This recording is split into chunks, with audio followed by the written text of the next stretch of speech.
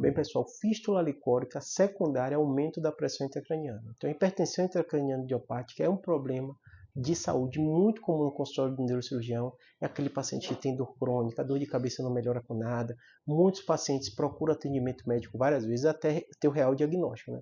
Normalmente, esse diagnóstico é feito medindo a pressão intracraniana através da punção lombar, e aí você vê que a pressão está aumentada, né? Muitos desses pacientes já têm comprometimento do nervo óptico, uma piora visual, um embaçamento da visão, né? Por causa do papiledema. Toda vez que isso acontece, o paciente recebe diagnóstico, mas até chegar entre o sintoma e o diagnóstico demora bastante.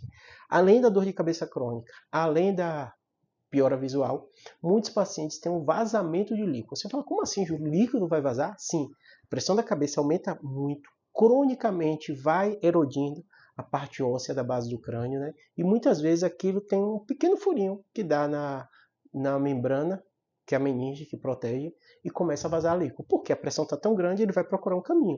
E aquela erosão, aquele furinho, o líquido vai vazando. E às vezes o diagnóstico é difícil. Se o paciente não tem essa clínica de dor de cabeça muito intensa, né?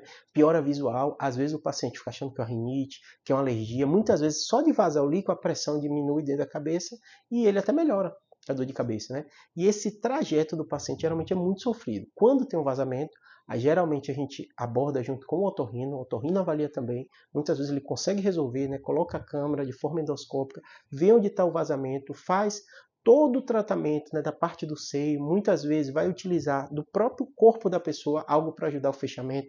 Às vezes tem que usar cola, porque como a pressão está grande, imagine, como se fosse um furinho de uma bola de água, aquilo vai ficar vazando.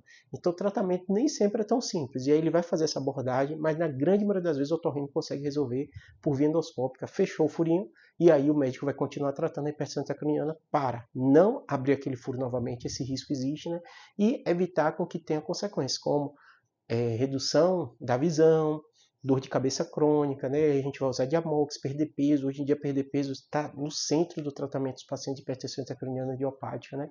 E tratar clinicamente o paciente. O paciente tem que entender a doença.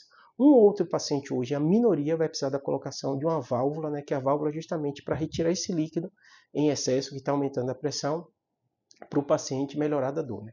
O líquido, a gente tem 150 ml, a gente troca isso 3 vezes por dia, né? Então a válvula faz o quê? Quando a pressão aumenta, ele drena um pouquinho de líquido, né? Mas por que a gente não faz em todo mundo? Porque a gente sabe que a taxa de complicação de válvula em hipertensão intracraniana idiopática é relativamente alta.